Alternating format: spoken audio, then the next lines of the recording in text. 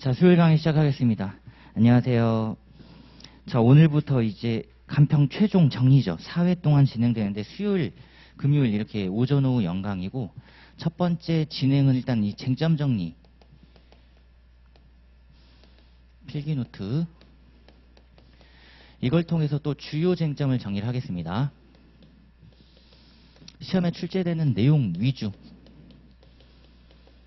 정리를 하고, 그리고 이제 금요일 수업 때 제가 21년 상하반기 최신 판례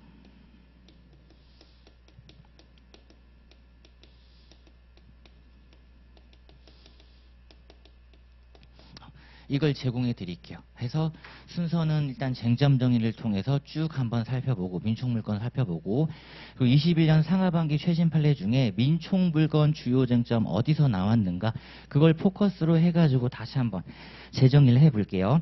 자, 그럼 이제 교재 바로 보겠습니다.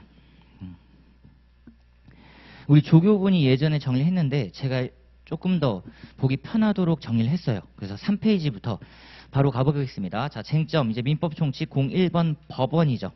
한 문제 정도 나온다고 생각했을 때 로마자 2번의 관습법, 여기에 포커스를 좀 두시고 이제 순서대로 가보실게요.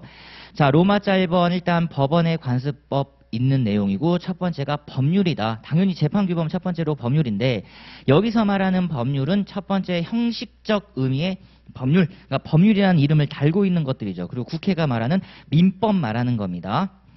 자, 근데 민법이라는 이름 아니고서 법률 다양한 것들이 있을 수 있단 말이에요. 명의신탁 관련된 부실법이라든지 등등 관련된 법률이 있는데, 그걸 포함한 실질적 의미의 법률이다. 특히 실질적 의미의 법률과 관련돼서는 다양한 자치규범 등이 있을 수 있다라는 겁니다. 민사에 관한 다양한 규율 장치가 있을 수 있다. 그 대표적인 게 조례도 있을 수 있고 규칙 등도 있을 수 있다. 그래서 광범위하게 보는 게 우리가 뒤에 물건에서 보실 185조의 물권법정주의에서의 관습법 법률과 좀 다르다라고 보시면 되고요. 자, 그 다음에 법률이 없으면 로마자 1번 관습법이죠. 자, 여기에 이제 별표 하나 넣어주시면 되겠습니다. 시험에 나온다고 했을 때 다음 중 법원에 관한 설명 중 옳은 것은 그른 것은, 다음 관습법에 관한 설명 중 옳은 것은 그른 것은. 자, 이게 왜 중요하냐, 조문에는 관습법 세 글자밖에 없단 말이에요. 그러니까 판례가 내용들을 다 형성시켜 줘야 돼. 그렇기 때문에 의의이자 성립 요건이자 밑에 보시면 효력 유지 요건이기도 하죠. 성립 요건 이꼬르 효력 유지 요건입니다. 어느 하나라도 무너지면 관습법이 될 수 없다라는 거예요. 그래서 그 요소 세 가지를 살펴보면 동그라미 1번 사회에 거듭된 관행이 있어야 되고, 동그라미 2번 그 구성원들의 법적 인식 내지 확신, 가장 중요하죠. 법적 인식 확신이 있어야 그게 오른쪽 화살표 법 규범으로 승인 강행된다라는 거예요. 우리가 항상 얘기하던 법 규범이라고 했을 때에는 고민 많이 하지 마시고, 아, 이게 국민들, 즉 법을 적용받는 수범자에게, 국민들에게 구속력이 있구나, 이 세 글자. 아, 구속력이 있는 거구나. 그러니까 지켜야 된다라는 겁니다. 위반 시 제재가 따른다라는 거죠.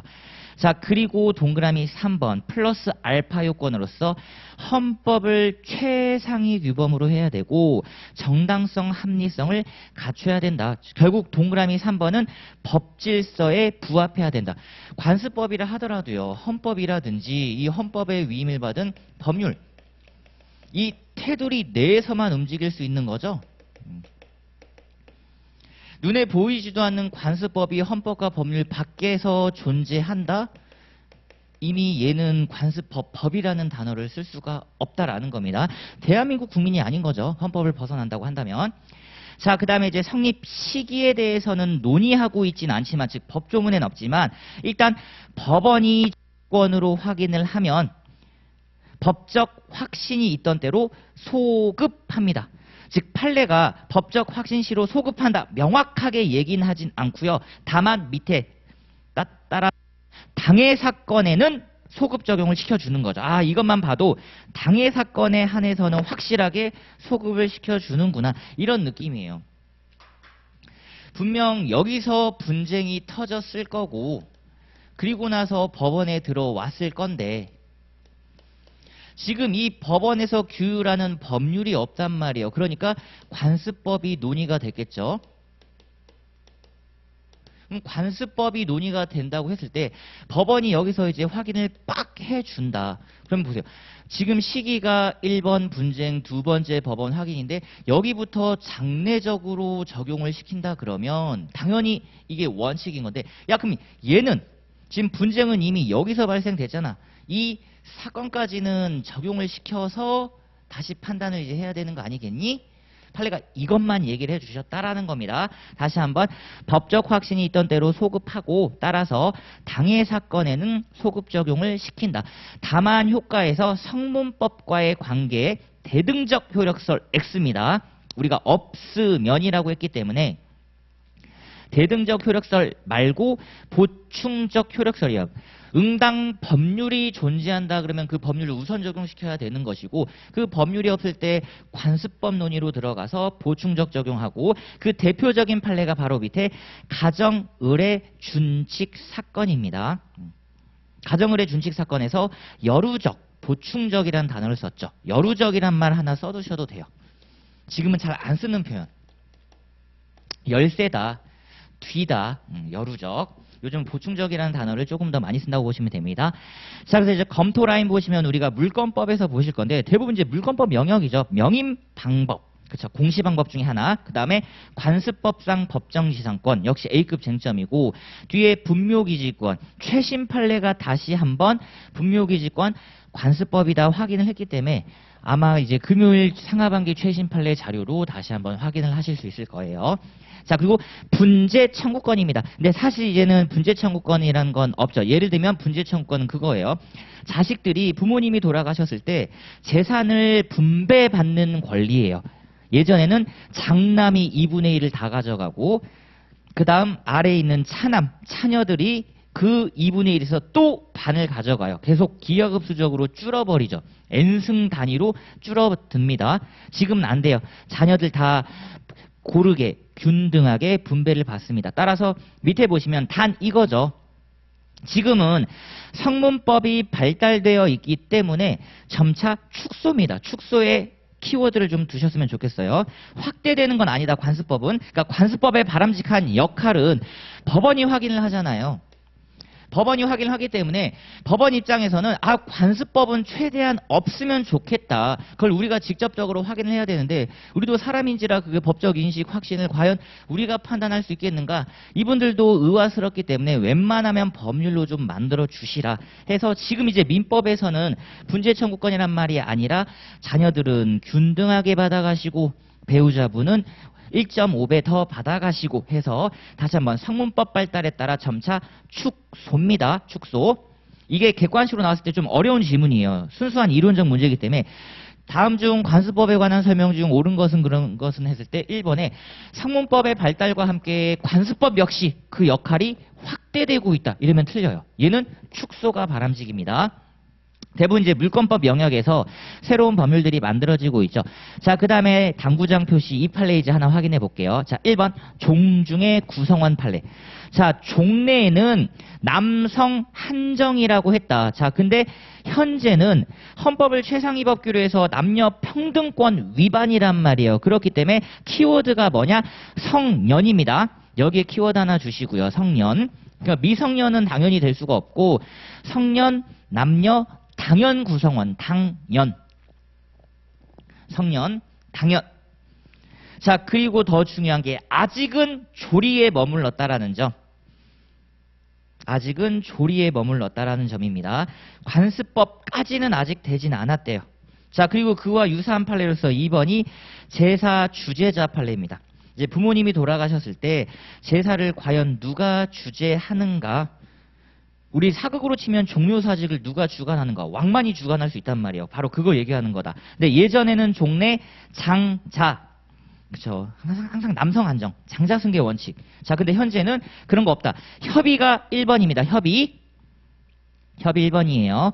자, 다만 협의하실 때 야 그럼 종래 관습도 좀 고려를 해야 되는 거 아니냐? 옆에가 더 중요한 키워드. 과거의 관습은 이제 더 이상 고려하지 않겠다라는 겁니다. 왜냐하면 과거의 관습은 무너진 거지. 현재 관습을 빗대어 봤을 때 과거의 남자만을 우선시하던 그런 관습은 지금은 사회적 폐습으로서 타파돼야 되는 이론들인 거예요. 그래서 과거의 관습이 아닌 현재의 관습을 고려. 자, 이 문장이 왜 어렵냐면 시험장 들어가셨는데 이렇게 나온단 말이에요.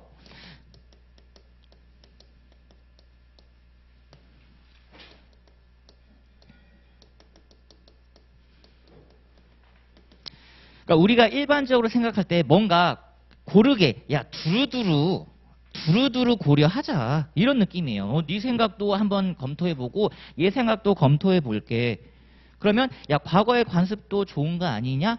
현재의 관습이랑 함께 아울러 고려해보는 게 바람직하잖아. 안 된다라는 겁니다.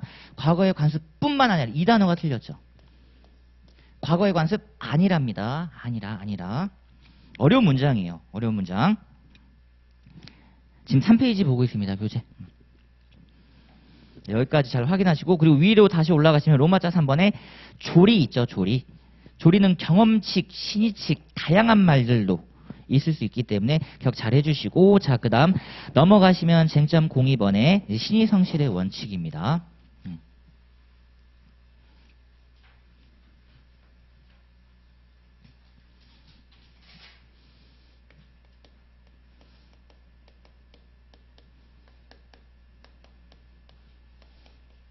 자 법원 중에 관습법을 받고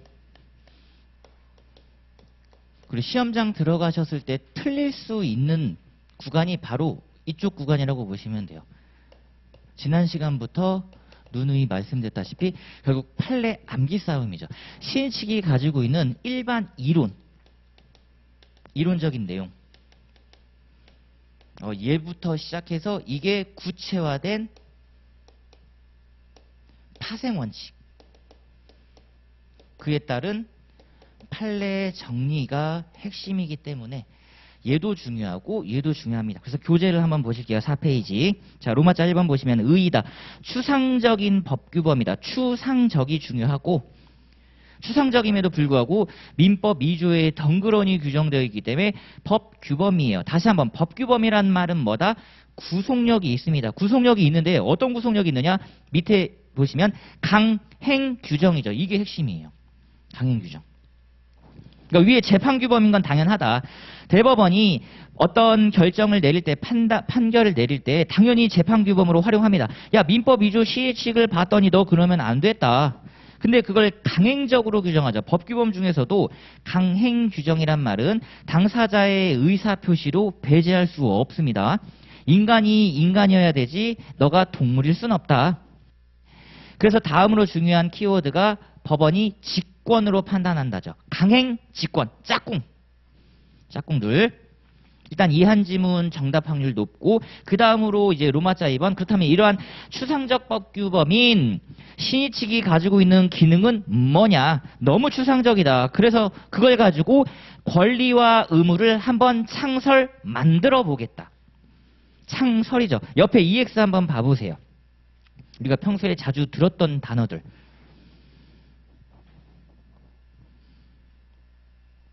지금 저도 했죠? 보세요. 강의 시작 전에 이렇게 알려드렸어요. 고지한 거죠.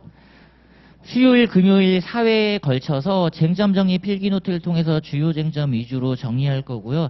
두 번째 21년 상하반기 최신 판례를 한번 보도록 하겠습니다. 이거 얘기 안 해도 되죠? 얘기 안 해도 우리 수험생분들 입장에서 그럴 수 있죠. 내지는 반대로 물어볼 수 있죠. 상하반기 최신 판례는 안 하나요? 아, 제가 깜빡했네요. 그거 할 겁니다. 이런 게 이제 신의칙으로 파생되는 거라 보시면 되고 자 그다음에 법률행위 해석 기능이죠. 행위 해석 기능입니다. 특이해요. 진짜 신의칙은. 신의칙은 분명히 법규범이야. 그러니까 법규 해석이 돼야 되는 게 맞거든요. 법률 해석이 돼야 되는 거 맞죠? 그럼에도 불구하고 신의칙은 법률 해석이자 재판규범이자 법률 행위 해석 기능을 하되 다만 보충적으로 들어간다라는 겁니다. 그래서 구체적인 타당성을 도모하려고 하는 거죠. 법적 안정성의 예외라고 보시면 됩니다. 그때그때마다 달라요가 될 수 있어요. 구체적 타당성 실현 밑에다가 이런 단어를 써주시면 됩니다. 법적 안정성의 예외라고 보시면 돼요. 법적 안정성이 원칙이고 이거에 대한 예외라고 보시면 된다라는 거죠. 왜냐면 법은 안정적이어야 돼. 즉 추상적인 내용을 담아서는 안 되고요. 누가 봐도 구체적으로 명확한 내용 등을 담아주셔야 되는데 여기는 애매하단 말이지. 애매하단 말이지. 자, 그렇기 때문에 일반 조항 도피를 항상 경계해 주시고, 자, 이제 로마자 3번이네요. 여기에 별표 하나 부탁드립니다. 시험장에 챙겨가셔야 되는 건 이제 로마자 3번. 자, 파생 원칙 첫 번째 하나 볼게요. 1번 모순행위 금지 원칙. 제가 박스를 쳐놨습니다. 선행행위 뒤에 실뢰 뒤에 모순된 후행의 행위를 금지한다. 그러니까 실뢰는 별도로 치고요. 선행행위라고 하는 것 하나, 후행행위라고 하는 것 둘. 이 두 가지를 찾아서 서로 모순됐다 치면 후행행위가 안 되는 거라. 자, 첫 번째 동그라미 1번. 퇴직금을 수령했다. 선행행위죠. 그러면 어떤 신뢰가 쌓였다라는 거예요? 이를 관두겠다라는 거구나. 근데 갑자기 거기에 모순되는 퇴직 무효를 주장합니다. 수령 무효 이렇게 키워드 잡으시면 되겠죠. 수령 무효 안 되고 동그라미 2번 보증금 주장 않겠다고 했대요. 근데 뒤에 보증금 등 권리 주장을 하겠다라는 겁니다. 안 되죠. 하지 않겠다. 나중에 하겠다. 안 돼요. 자, 그 다음에 동그라미 3번 기출 빈도가 가장 높은 무권 대리인이 상속한 후에 자신이 한 법률행위의 무효를 주장하는 것, 무효 주장하면서 등기말소 청구권입니다. 행사하는 것 당연히 안 되고 동그라미 4번 시효 완성 주장 않겠다고 한 후에 시효 완성 주장 역시 안 돼요. 그러니까 2번, 4번 비슷하죠. 그리고 시효 완성 주장은 두 개 제가 지금 다 시효 완성으로 해놨습니다. 시효 완성 밑에다가 두 개 다 써주셔도 돼요. 판례가 두 개 다 있습니다. 소시 완성 주장 않겠다고 한 후 소시 완성 주장 안 돼요. 점치 완성 주장 않겠다고 한 후에 점치 완성 주장 안 됩니다. 소시, 점치 두 가지 다 써주셔도 돼요. 판례가 두 개 다 있다. 자, 근데 이제 5페이지의 핵심이죠. 다만 선행행위가 강행법규 위반. 여기에 키워드 일단 잡아주세요. 전 오늘 아침에 여기에 빨간색으로 네모 박스를 다시 한번 했습니다. 선행행위가 강행법규 위반인 경우에 과연 여기에 대한 신뢰 자체가 있을 수 있겠는가? 없다라는 거죠. 왜냐하면 당사자가 강행법규 위반인 사실을 모를 리가 없어요. 그리고 모른다고 하는 건 말이 안 돼. 법률의 부지는 용서받지 못합니다. 봐주지 않아요. 그러니까 강행법규 위반인 건 당사자가 뻔히 알고 있기 때문에 거기에 애초에 뭐가 없어? 신뢰 자체가 있을 수 없다라는 거지. 따라서 위반자 스스로 무효 주장하는 것은 신의 측에 반하지 않는다라는 겁니다. 1번부터 5번까지 한번 쫙 확인해 보세요. 기출빈도 높은 영역이죠. 복습이십니다. 복습. 아, 이 맞다. 이런 거 있었다.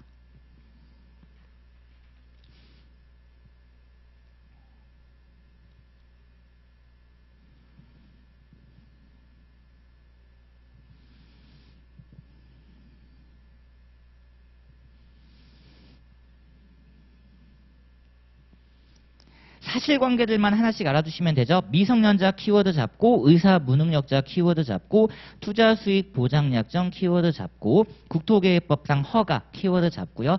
사립학교법 키워드 하나 잡고요. 그리고 혹시 몰라가지고 쓰진 않았는데 가족법 영역이 나올 수 있어요.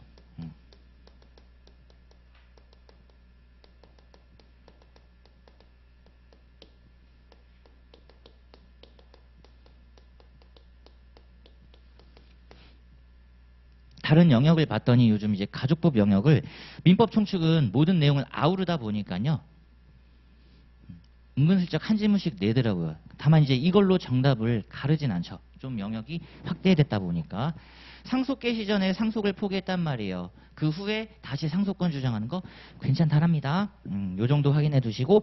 자, 그 다음에 이제 2번은 실효의 원칙입니다. 실효의 원칙. 가지고 있는 권리의 행사가 저지되는 거죠. 요건 보시면 동그라미 1번.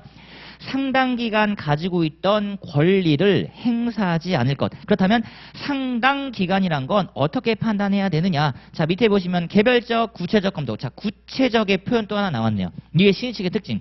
구체적 타당성을 도모한다. 그러니까 사람마다 다를 수 있다. 뒤에 종전 소유자 권리 불행사는 고려 안 한다라는 겁니다. 즉 각각 개별적으로만 판단한다는 거야. 종전 소유자가 10년 권리를 행사하지 않았다라는 건 신소유자의 권리 불행사에 고려하면 안 돼요. 야, 전에 했던 애가 안 한 거지 내가 안 한 건 아니지 않냐? 라는 거고. 자, 그리고 동그라미 2번 상대방 입장에서는 불행사라는 신뢰. 아하, 더 이상 행사하지 않겠구나. 신뢰 옆에는 이런 표현으로 쓰셔도 됩니다. 판례가 이런 표현도 쓰죠. 정당한 기대. 단순 기대가 아니에요. 누가 봐도 행사하지 않을 것이라는 정당한 기대. 그러니까 쌓였는데 갑자기 동그라미 3번 이후 새삼스럽게 권리를 행사한다면 효과 권리 행사 저지입니다. 그쵸? 저지예요. 권리 박탈 규정은 아니라 그랬습니다. 권리 박탈은 진짜 명문의 규정에 있어야 되는 거고 행사만을 저지하고 자 범위가 중요하죠. 적용 인정내 행사기간 제한 없는 권리 행사에도 적용된다. 엄청난 거죠. 행사기간 제한 없는 거 대표적으로 무효요. 무효. 옆에다가 이제 EX 이렇게 하나 또 써두시면 되고 무효 확인 구하는 법률관계에서도 적용된다. 왜냐하면 무효는 행사기간이 없잖아요. 옆에 EX 무효 확인 여기에 적용된다라는 거고 그 다음 옆에 형성권 제척기간에도 적용되는데 EX 잘못 쓴 거죠. 해제권 형성권 제척기간 EX 옆에다가 형성권 땡땡 해제권 하나 써주시면 됩니다. 이때 아마 제가 정신줄을 놨을 수도 있어요. 글씨를 쓰다가 너무 힘들어서 만년펜으로 쓰면 조금 더 진하게 나올 건데 그때 당시 만년펜이 다 연구실에 가 있어가지고 제가 집에서 작성했거든요. 집에서. 자, 그리고 밑에 소권이라고 하는 소송상 권리에도 적용이 된다. 자, 근데 적용 부정 두 가지는 챙겨가 주셔야 됩니다. 신분관계죠. 혼인 취소권, 인지 청구권. 혼인 취소에는 행사기간 제한이 없어요. 적용도 안 시키겠다라는 겁니다. 인지청구권도 마찬가지예요. 부모 생존 시 행사기간의 제한이 없다라는 거죠. 그리고 부모가 자식 찾아가고 자식이 부모 찾아가는 거에 대해서 기한을 둘 수는 없다라는 겁니다. 죽을 때까지 언제든지 찾을 수 있도록 한다라는 거예요. 혼인취소권, 인지청구권에는 적용이 안 된다. 자, 그 다음 넘겨보시면 세 번째 원칙, 사정 변경의 원칙입니다. 자, 의 보시면 1차는 수정이죠. 수정. 그러니까 이 1차 수정이 우리 앞서 봤던 시인칙 기능이라고 보시면 돼요. 법률행위의 해석 기능, 법률행위의 수정 기능. 근데 수정이 안 된다고 했을 때 2차로는 그냥 날려버리는 겁니다. 해지, 해제. 그러니까 해지, 해제. 대표적인 보세요. 형성권 라인들이죠. 그러니까 사정 변경을 통해서 형성권인 해지, 해제권을 발생시킬 수 있겠는가? 요건이 상당히 엄격합니다. 왜냐하면 형성권이라고 제가 위에 써놨잖아요. 형성권 옆에다가 가로 열고 닫으시면 됩니다. 형성권은 법률에 규정이 있어야 함 이렇게 써주시면 돼요. 해제권은 법률의 규정이 있어야 되는데 지금 법률의 규정이 없는 신의칙으로 그것도 눈에 보이지도 않는 사정 변경으로 지금 해제권을 가져오려고 해요. 그러니까 상대방 입장에서는 이럴 수 있어. 야, 법률에 있는 해제권을 검토해 봤더니 너 해제 못한다? 근데 갑자기 상대방이 야, 사정 변경으로 해제하면 되지 라고 하는 법률 규정에 없는 해제권을 들고 와버렸단 말이에요. 그러니까 요건이 엄격할 수밖에 없다. 자, 동그라미 1번. 당사자에게 귀책 사유가 없고 동그라미 2번. 계약 체결 후 예상하지 못한 단순 사정의 변경도 아니고 현저한 사정의 변경이 있을 것. 현저한. 자, 그렇다면 여기서 말하는 현저한 사정이란 뭐냐? 밑에 계약 기초가 된 객관적 사정입니다. 자, 두 글자 키워드 잡을게요. 기초, 객관. 이 두 가지를 잡아주셔야 됩니다. 기초가 된 객관적 사정이지 기초도 아닌 사정은 안 되고 객관적이 아닌 주관적 개인적 사정은 고려하지 않아요. 이게 법의 특징이죠. 가장 좋은 거예요. 판단인자를 객관적으로 판단을 해버리기 때문에 깔끔하다라는 거죠. 너의 주관적인 사정은 고려하지 않겠어. 그리고 계약 기초가 돼야 된다. 자, 그러면 동그라미 3번 계약 준수 원칙의 예외로 인정되는 바. 자, 판례가 두 가지 있습니다. 일시적인 계약으로서 매매예요. 매매. 자, 밑에 보시면 매매 계약 체결 후 건축 제한. 매매 계약 체결 이후 시가 상승. 보세요. 이것만으로는 해제권이 인정되지 않습니다. 이건 현저한 사정 변경이 아니래요. 충분히 예견 가능한 사정 변경이랍니다. 이건 우리 수험생들이 잘 알고 있죠. 진짜 정부가 바뀔 때마다 부동산 정책이 시시때때로 바뀌잖아요. 교육 정책도 마찬가지예요. 그러니까 그걸 국민들이 맞춰서 할 수는 없어. 그러니까 신뢰가 어느 정도 보장해야 되는데 계속해서 거기서 VS가 걸리니까 저항이 일어나는 거죠. 국민적 저항이. 자, 그리고 이제 동그라미 2번 직접 확인해 보세요. 시험에 나왔을 때 어려운 부분입니다. 이 부분.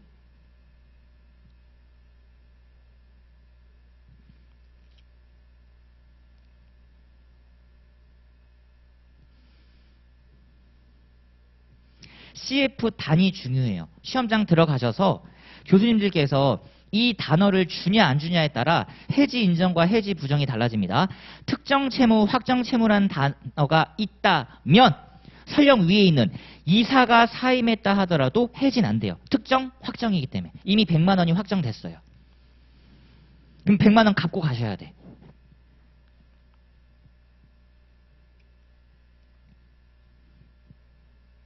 자, 그리고 오른쪽 4번 권리남용 금지 원칙. 자, 요건에 객관적으로 정의관념의 반함이 명백하다. 수인 불가라는 거죠. 도저히 나는 받아들일 수가 없다. 그리고 그 정의관념에 반하는 행위가 주관적으로는 자기에게는 이익이 전혀 없으면서 상대방만 오로지 가해하려고 하는 의사다. 자, 근데 관건은 가해의사는 명문의 규정이 없죠. 다만 옆에 화살표 보시면 판례가 대체로 요구를 하되 가해사 자체를 눈으로 대놓고 확인할 수는 없으니까 동그라미 1번 객관적인 사정으로 뽑아내는 겁니다. 이런 정의관념의 반함이 명백한 행위를 했을 때 분명 가해의사가 있었을 것이다 라고 뽑아내고요. 자, 다만 동그라미 2번 상계권이라든지 상표권 남용의 경우에는 주관적인 요건을 필요치 않도록 판례가 결론을 내려줬어요. 상계권, 상표권의 경우에는 그냥 객관적인 행위 태양 자체만으로 남용이랍니다. 형성권의 경우에는 진짜 깔끔하게 끝내버리죠. 특히 그리고 상표권은 이제 상법적 문제이기 때문에 더욱더 객관적으로 판단하려고 해요.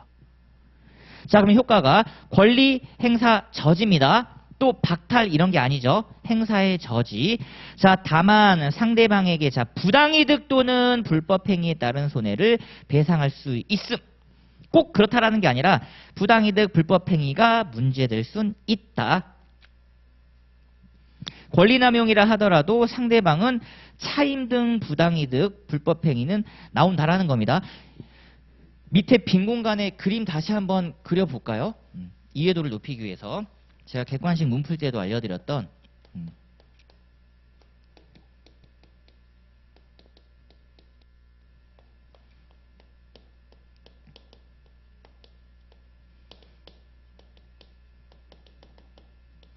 이거죠. 갑의 X토지에 지금 을이 Y 건물을 무단으로 신축을 했대요. 철거. 이게 권리남용으로 저지됩니다. 철거가 권리남용으로 저지된다 하더라도 을은 갑에게 손해에 따른 금원 지급은 해야 되죠.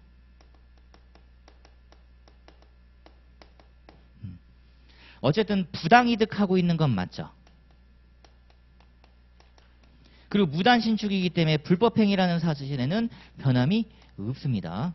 이거 얘기하고 있는 거예요. 그러니까 갑 입장에서는 저 Y 건물을 철거를 못하니까 야 그럼 지금까지 썼던 내 토지 차임 내놔. 대표적으로 차임 말하는 거죠. 차임. 이와 관련돼서는 우리 뒤에 다시 한번 지상권 파트 가서 보도록 할게요. 지상권.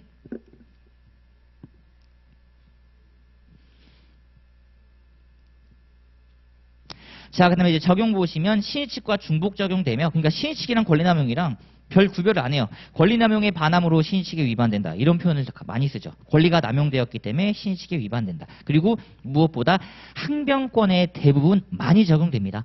동그라미 1번. 소멸시효 완성이 남용인 경우도 있어요. 특히 국가의 소멸시효 완성이 남용. 헌법재판소에서도 계속해서 얘기를 해주고 있죠. 동그라미 2번 상계권 남용 위에서 봤고요. 그다음에 동그라미 3번 동시행 항변권도 역시 남용이 될 수 있다라는 겁니다. 세 가지 정도 소멸시효 완성, 상계권, 동시행 항변권 남용될 수 있다. 특히 소멸시효는 우리 앞서 봤다시피요. 모순행위 금지에도 판례를 가지고 있죠. 그런 부분들 잘 확인을 부탁드리겠습니다. 자, 그 다음에 넘겨보시면 이제 쟁점 3번부터는 자연인, 권리주체로 넘어가죠.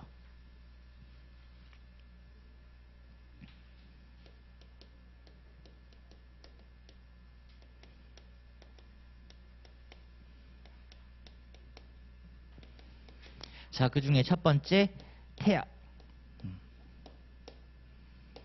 태아. 자, 태아도 로마자 2번이죠. 2번. 여기에 별표 하나 하시면 됩니다. 사례형으로 나올 수 있는, 제가 별표를 한 이유가 얘가 사례형으로 나올 수 있어서요. 갑, 을, 병 이렇게 나올 수 있어서 그렇거든요. 사례형으로. 한참 지금 문제가 되고 있다 그랬습니다. 자, 그러면 로마자 1번, 일반 이론부터 가볼게요. 자, 태아의 권리 능력과 관련돼서 시기와 종기를 규정하고 있다. 그 두 글자가 바로 생존이다. 태어나면 시작, 죽으면 끝. 그래서 권리, 능력 평등이고 출생은 전부 노출이고요. CF 걸려있죠. 신고 시 취득이 아닙니다. 신고는 단순 보고에 불과하다. 신고 X 옆에다가 단순 보고에 불과.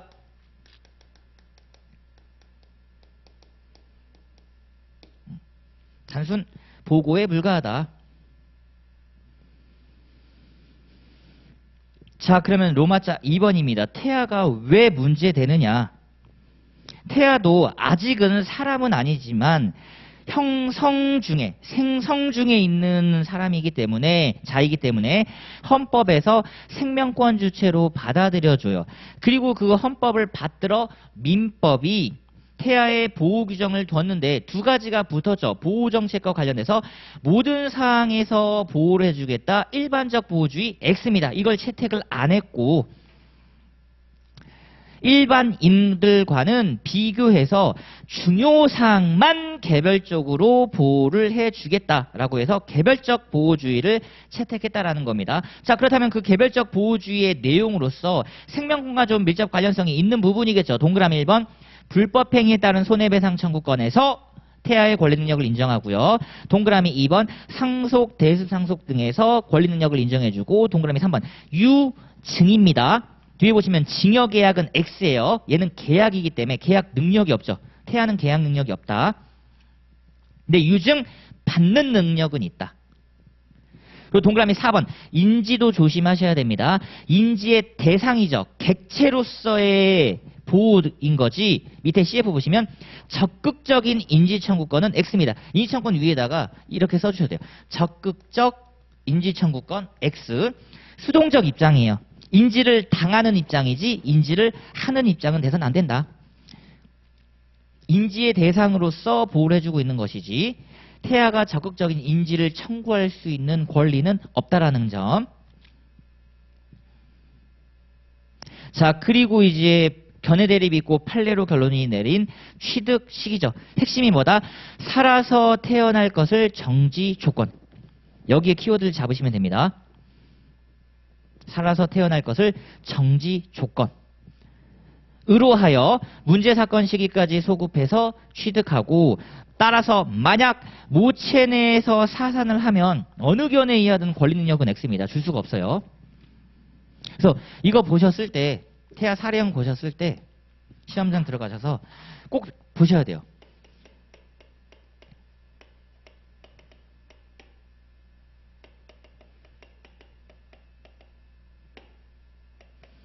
시험장 들어가셔서 이 문장이 어딘가에서 나올 것이다. 그때 반드시 이 부분부터 동그라미를 해두던가 네모박스를 해두던가 하셔야 됩니다. 아, 살아서 출생했고 나 끝. 끝. 그럼 이제 권리 능력 들어간다. 들어간다. 자, 그 다음에 오른쪽에 이제 쟁점 04번에 제한 능력자의 법률행위입니다. 당연히 또 나와야 되겠죠. 자연인 권리 주체로서.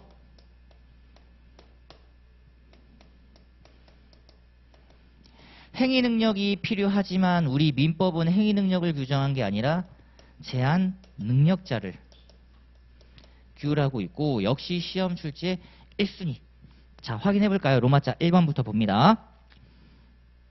자, 우리 민법이 제한 능력자를 규정한 취지는 뭐냐? 아직은 미성숙하다. 그리고 신체적으로 약자에 있다. 그렇기 때문에 정신적, 신체적 약자의 지위에 있는 자들을 보호해주기 위함이다. 그렇다면 이분들을 보호해야 된다면 보호해주는 입장에서 상대방들의 입장에서는 다른 사람들 입장에서는 야 그럼 누가 제한 능력자인데 확실히 알아야 된단 말이에요. 그래서 법에 정해뒀다. 법정화. 그리고 획일적으로 정해뒀다. 획일화. 그래서 누가 보더라도 제한 능력자구나 라고 알 수 있도록 객관화했다라는 겁니다. 이게 법적 안정성인 거예요. 이런 표현이 법적 안정성. 법에 정해놨기 때문에 이거 아니고선 다 행위 능력자. 획일적으로 정해놨기 때문에 이거 아니고선 다 행위 능력자. 그래서 객관적으로 누가 봐도 알 수 있죠. 따라서 자연스럽게 따라붙는 단어 강행규정. 그럼 뒤에 뭐다? 시의치기 적용 안 되며 특히 가장 핵심이죠. 제한 능력자를 극강으로 보호하고 있기 때문에 선의 제3자에게도 대항이 가능하다. 원칙. 특별한 사유가 없는 한 법률행위와 관련돼서 선의 제3자 보호 규정이 없어요. 자, 그럼 이제 들어가 봅니다. 로마자 2번 미성년자. 얘도 포커스 로마자 2번에 별표를 하나 부탁드립니다. 로마자 2번 별표. 그리고 역시 얘도 사례형 출제가 예상되죠. 미성년자 가분 이런 느낌으로 들어가니까 로마자 2번 미성년자의 별표를 부탁드리고 자 1번 판단 갈게요. 만 19세 미만자를 말한다. 특히 나이 계산 시 초1 산입한다. 다시 한번 극단적인 예시 들어볼까요? 오늘 2월 23일 오후 11시 59분 59초에 태어났어요. 1초 살아도 오늘 하루 다 산 거다. 이랬습니다. 그리고 성년의제죠. 성년의제. 만 18세에 결혼하면 행위 능력자로 본다. 그럼 성년의제 관련해서 옆에다 땡땡 뭐다? 그쵸. 법률혼. 법률혼. 제가 작성하면서 법률혼을 쓸까 말까 하다가 와이프가 밥 차리면서 그러더라고요. 아니 수험생도 뭔가 쓸 맛이 있어야 되잖아. 그게 와이프의 생각이었어요. 아, 그치. 아니 다 떠먹여주는 것도 좋은데 그래도 뭔가 같이 공부하는 맛은 좀 있어야 되지 않을까? 알았다. 안 쓴다잉? 그럼 그래서 얘도 안 썼습니다. 다시 한번. 얘를 다시 한번 알려드린 이유가 뭐냐면요. 공직선거법이라고 하는 게 지금 대선을 앞두고 두 차례나 개정돼 버렸어요. 1월달 한 번, 2월달 한 번. 선거권. 지난 시간 아마 저랑 여기까지 공부했을 거예요. 제 조카들도 국회의원 후보가 될 수 있더라고요. 세상에. 대통령 말고요. 이제 제 조카들도 국회의원 후보가 될 수 있어요. 그래서 제가 이거 지난번에 한번 같이 차 마시면서 얘기해 줬거든요. 야, 너 이제 고3인데 너 국회의원이나 나가라 다음에. 나 어떻게 나가? 아니야, 너도 나갈 수 있어. 대신 기타금 엄마한테 1,500만 원 달라고 해. 대통령은 안 되죠. 대통령은. 그래서 혹시라도 교수님이 요 내용을 알고 있고 대선을 이제 3월 달에 앞두고 있고 그 다음에 대선 이후에 우리 수험생분 1차 시험을 보잖아요. 따라서 이걸로 바꿔낼 수 있어. 만 18세 이상 이렇게 바꿔낼 수 있습니다. 미성년자.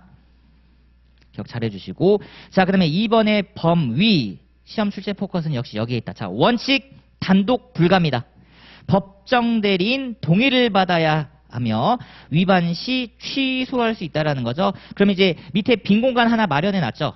동의의 네모박스를 쳐주시고요. 밑에다가 자연스럽게 쓰시면 됩니다. 명시 빈 공간, 묵시 가능.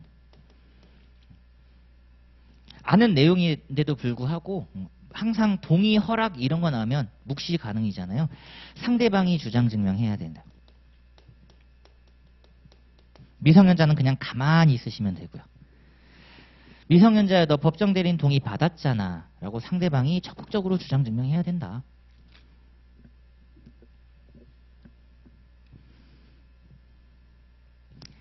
자, 그 다음에 이제 예외입니다. 법정 대리인 동의 없이 단독으로 가능한 거 동그라미 1번. 권리만을 얻는 행위. 만을이죠, 만을. 의무까지 얻으시면 안 됩니다. 권리만을 얻는 행위 대표적인 EX 수익의 의사표시. 이건 받는 행위만 가능하니까. 제가 조카들한테 용돈 준다고 할 때 엄마한테 안 물어봅니다. 그쵸? 우리 조카들은 그냥 엄마한테 제발 얘기하지 말아달라고 얘기를 해요. 저한테 카톡으로. 진짜 엄마한테 얘기하면 안 돼 삼촌. 알았다. 뒤에 의무만을 면하는 행위죠. EX 부담 없는 증여의 해제. 싫어. 안 할래. 안 받을래 삼촌. 가능하죠. 자, 그 다음에 동그라미 2번 또 나왔네요. 처분이 허락된 재산의 처분. 허락 마찬가지로 밑에 명시, 묵시 가능하고. 명시, 묵시 가능하고. 자, 동그라미 3번 특정 영업 허락입니다. 허락. 따라서 옆에 있는 내용이 중요하죠. 허락 범위 내에서 법정 대리인의 대리권 소멸이에요. 이게 중요합니다. 다른 거 아니고 동그라미 3번이야. 특정 영업을 허락했기 때문에 이제 법정 대리인 관여하시면 안 돼요. 왜냐? 그 영업 능력은 미성년자에게만 있다 이거지. 미성년자에게만. 대리권 소멸 옆에다가 이렇게 쓰시면 됩니다. 이제는 성년자와 완전 동일한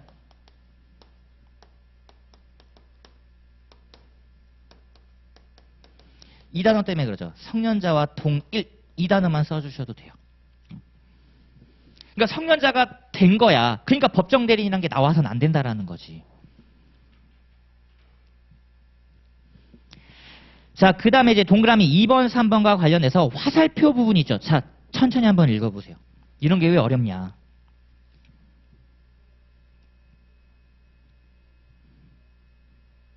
어떤 걸 취소한 거예요? 허락 내지 동의를 취소한 겁니다. 법률행위를 취소한 게 아니에요.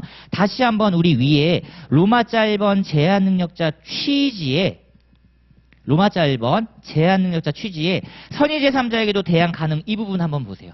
얘랑 헷갈리면 안 된다라는 거야. 이 선의 제3자에게도 대항 가능은 법률행위와 관련돼서 선의 제3자 보호 규정이 없다라는 겁니다. 그렇죠? 법률행위. 그러니까 법률행위를 취소했을 때 선의 제3자 보호 규정이 없어요.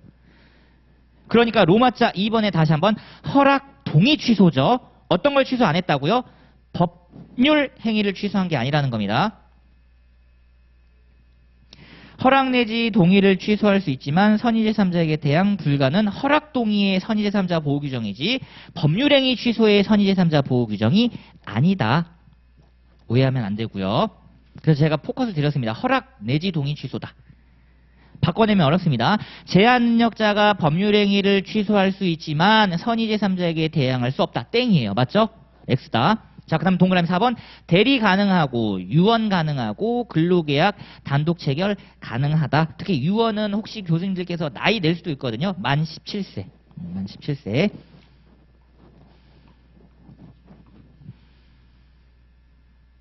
이렇게 수험생분들이 스스로 할 수 있는 여지를 남겨둬야 된대요. 자, 그럼 넘겨보시면 3번. 법정 대리인은 친생부모, 친권자. 없으면 후견인. 후견인 조금 주의하셔야 됩니다. 친생부모, 친권자가 없으면 후견인인데, 자, 미성년자의 후견인은 반드시 한 명. 여러 명 안 됩니다. 그리고 오직 사람, 자연인이어야 해요. 일자. 자, 그리고 이러한 친생부모의 친권자는 원칙 공동행사죠. 각자 대리의 예외입니다. 원래 대리는 각자 대리인데 친생부모는 공동행사예요. 공동행사. 다만 옆에다 이제 또 하나 씁니다. 행위를 공동으로 행사라는 게 아니죠. 행위 공동이 아니라 의사 결정 공동이에요. 같이 의논만 하시면 된대요. 의논만. 사실 저도 와이프랑 의논하고 와이프가 알아서 혼자 다 하죠. 이것만 공동. 행위는 단독으로 해도 돼요. 근데 의사결정 공동 안 하고 행위 단독으로 하면 이제 쌈 나는 거죠. 야, 너 혼자 할 거면 나랑 결혼 왜 했냐? 이렇게 이제 시작되는 거예요. 자, 그리고 제한, 이해상반 행위, 이로운 행위, 해로운 행위, 서로 상반될 때는 반드시 누굴 선임하자? 특별대리인을 선임하셔야 됩니다. 자, 그리고 로마자 3번, 두 번째, 피성년 의견인 1번 판단. 자, 동그라미 1번 보시면 질병, 장애, 노령 등 정신적 제약. 그러니까 앞에 있는 질병, 장애, 노령은 정신적 제약의 예시에 불과하고 질병, 장애, 노령으로 정신적 제약이 와야 되는 거지. 질병이 있다 하더라도 정신적 제약이 없으면 안 됩니다. 장애가 있다 하더라도 정신적 제약이 없으면 안 돼요. 밑에 보시면 경제적이고 신체적인 제약은 여기서 따져보지 않겠다. 핵심 키워드가 정신적. 그 다음 동그라미 2번 사무 처리 능력의 키워드 지속 결여죠. 단순 결여가 아니라 계속적으로 결여, 지속. 자, 그 다음에 중요한 게 동그라미 3번 청구입니다. 청구. 그러니까 직권 안 되죠. 가정법원 직권 안 돼요. 이건 오직 청구만 가능하다. 청구 선고지 직권 선고 X입니다. 그것도 웃기잖아요. 가정법원 담당자가 집들을 찾아가. 오랜만에 친구 집에 놀러 갔다 왔는데 야, 너 애기 있는데 애기 어디 있어? 아, 우리 애기가 아파. 봤더니 야, 내가 대신 청구해 줄게. 말이 안 됩니다. 청구다. 청구. 직권 안 되고. 그리고 밑에 가장 중요한 말, 본인의 의사를 고려하여야 함. 고려하기만 하면 된다라는 겁니다. 그죠? 고려하기만 하면 된다. 자, 그 다음에 이제 2번 범위의 별표를 하나 하시고, 이게 객관식으로 나왔을 때 조심하셔야 되는 부분. 자, 원칙은 단독으로 안 되고요. 이제 설령 이하 한번 읽어보세요. 시험에 극빈출을 자랑하는 부분이죠.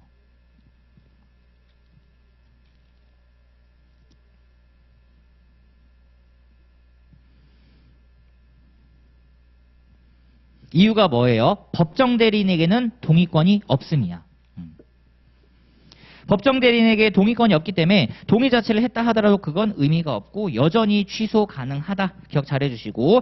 자, 이제 예외적으로 단독으로 할 수 있는 부분이 있습니다. 신분행위에서는 신상결정이죠. 자기에 한해서 신상결정. 그러니까 이거는 보호를 해줘야 돼. 자기 스스로 결정할 수 있는 신상결정 능력은 보존을 해주되 우리가 원하는 건 이쪽 재산행위죠. 자, 동그라미 1번 잘 보세요.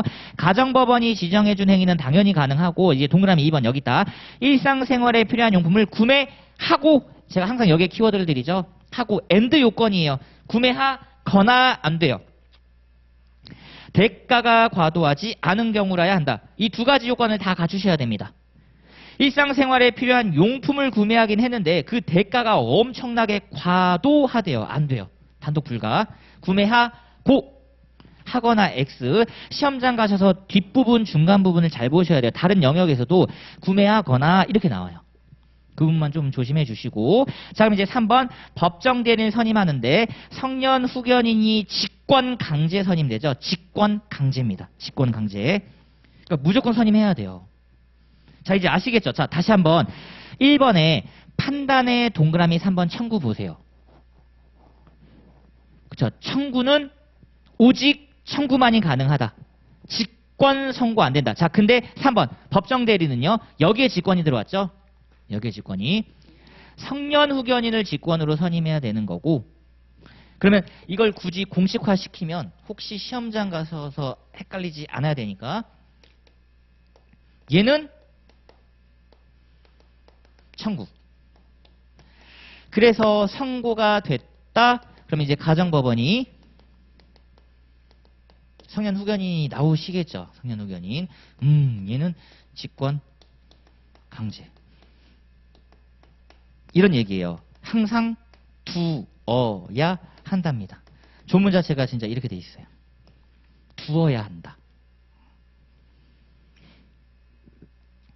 좀 더 강하게 어필하면 무조건 둬야 돼요. 무조건이에요. 공백기간이 나와서는 안 돼요. 공백기간이. 여기에 직권이 들어가시면 진짜 안 된다라는 겁니다.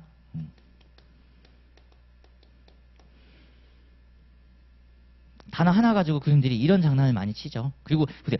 이런 걸로 내주면 좋은데 질문이 다음 중 제한의자에 관한 설명 중 옳은 것은 그른 것은 피성년 후견인이 선고된 경우 성년 후견인은 항상 두어야 한다. 이런 문장으로 하나 나오는 거예요. 얘를 안 주고.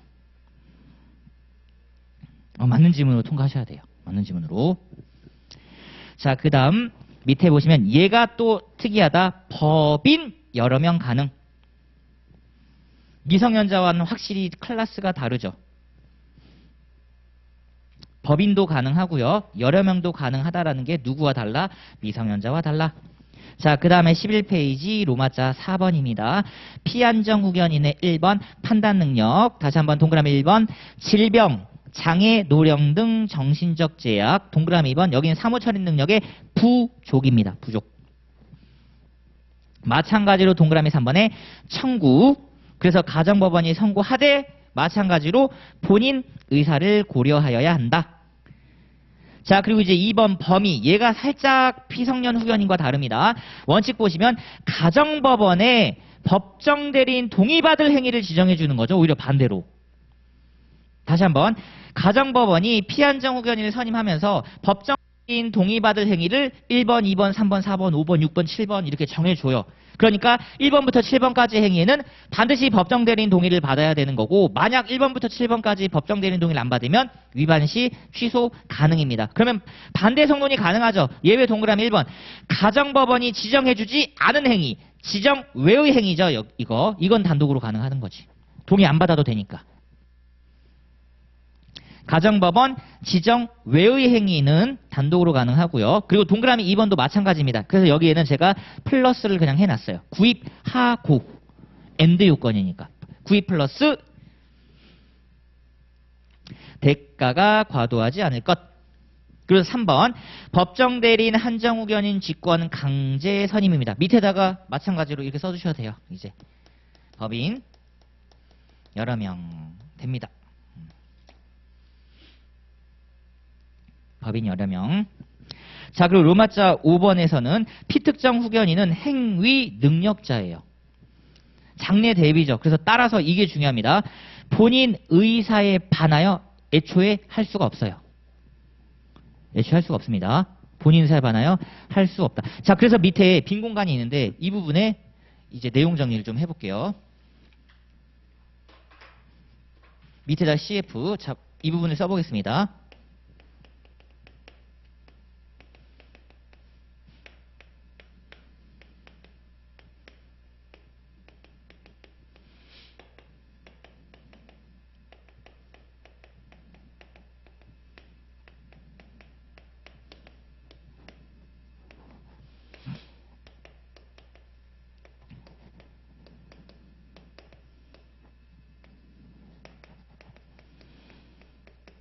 이게 피특정 후견인과의 차이점인 거죠.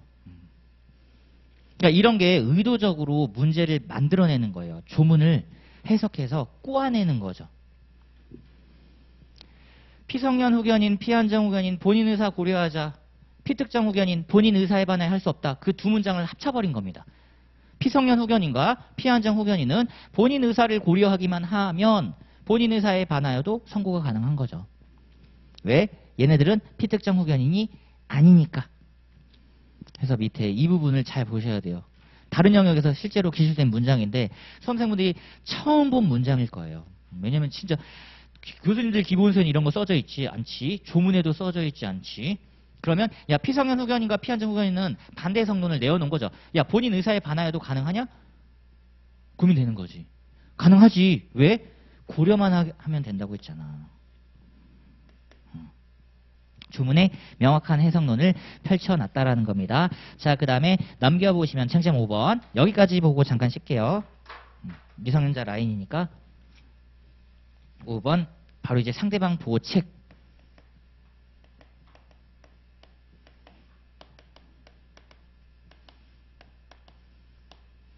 요렇게 4번, 5번이 묶여서 사령으로 같이 나올 수 있으니까 공부를 잘 부탁드립니다. 즉 하나 더 말씀드리면 수요일, 금요일 이틀에 걸쳐서 진행할 거기 때문에 그러니까 복습은 저와 함께 했던 이 내용인데 여기 복습에 이거 하나만 추가를 해주세요. 기출문제 저와 함께 했잖아요.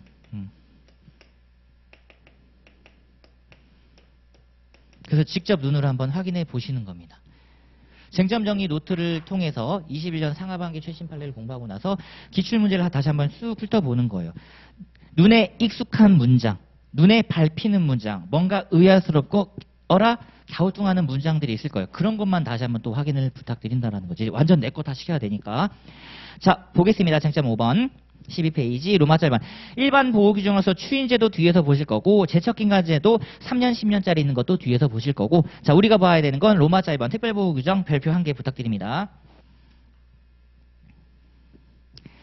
자 1번 확답 촉구권 최고권이라고 하는 것 동그라미 1번 1월 이상이죠. 1개월 이상 지정 최고한다. 자 다만 이제 뒤에 시험에 나오면 좀 어려운 것 법정 대리인에게 최고하는 건 가능한데 제한 능력자의 경우에는 능력자가 된 이후에 제한 능력자에게 해야 된다라는 겁니다. 능력자가 되셨을 때나 제한 능력자에게 하는 거고 이 제한 능력자에게 한 최고는 X 효력이 없다.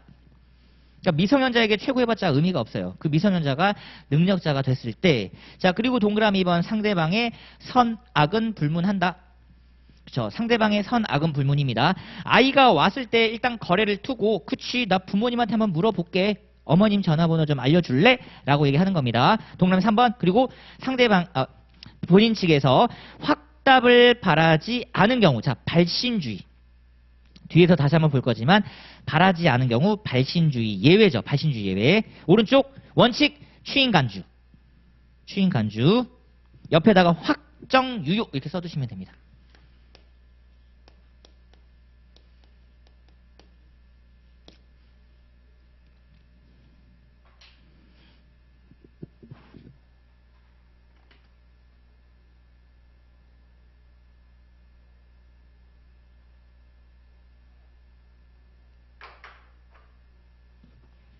자, 그 다음 예외 특별한 절차가 요구되는 대표적으로 밑에 후견 감독인 등의 동의가 필요한 플러스 알파 요건의 경우에는 얘는 취소 간주예요. 추인을 의지할 수 없습니다. 즉 법정 대리인의 추인은 뽑아올 수 있는데 후견 감독인의 동의까지 뽑아올 수는 없어요.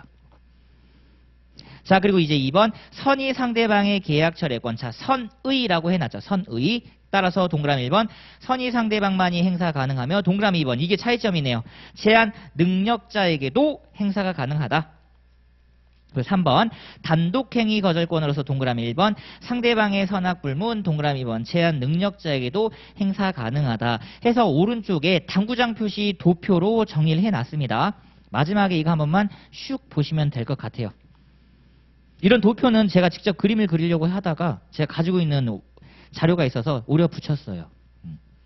그냥 가볍게 한번 봐주시면 될 것 같습니다. 그리고 위에 4번 속임수에 의한 취소권 박탈. 여기가 이제 사례형으로 나올 가능성이 높다. 잘 보셔야 됩니다. 자 보세요. 속임수 하나 그리고 밑에 능력 있는 것으로 믿게 한 경우 둘. 일단 속임수가 첫 번째 적극적인 속임수여야 되죠. 적극적인 속임수를 썼다. 취소 불가입니다. 대표적으로 EX 위변조. 주민등록증 위변조. 이런 거 말하는 거죠. 자 그리고 밑에 중요하다. 소극적인 속임수를 썼다. 여전히 취소 가능하다. 그렇다면 적극적인 속임수와 소극적인 속임수에 대해서 판례가 뭐라고 얘기하고 있느냐. 위변조가 대표적인 적극적인 속임수이고 소극적인 속임수는 EX 사장이라고 말한 경우 군대에 갔다 왔다고 한 경우 등이다. 그러니까 단순 언행만으로는 안 된다는 거예요. 어떤 객관적 액션이 나와야 돼. 위변조라는 것. 자 그리고 제한 능력자가 능력 있는 것으로 믿게 한 경우인데 밑에 단 한 번 확인해 보세요. 앞서 봤던 그 내용입니다.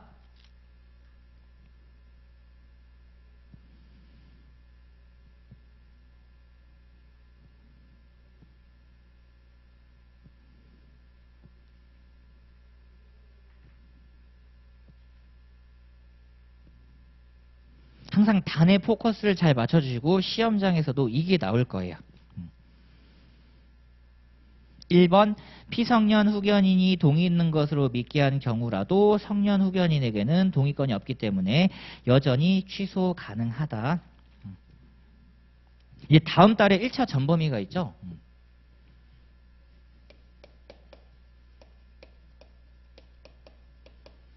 1차라고 하는 게 아니라 전범위. 지금 제가 말씀드리는 부분들은 다 시험에 나온다고 여기에 출제가 된다고 보시면 돼요. 출제가. 그러니까 알고 있는 내용을 한번 확인하는 겁니다. 확인하는 것. 자, 그래서 당구장 표시만 마지막에 다시 한번 봐주시고 자, 넘겨보시면 14페이지 쟁점 6번부터는 잠깐 쉬었다가 보도록 할게요.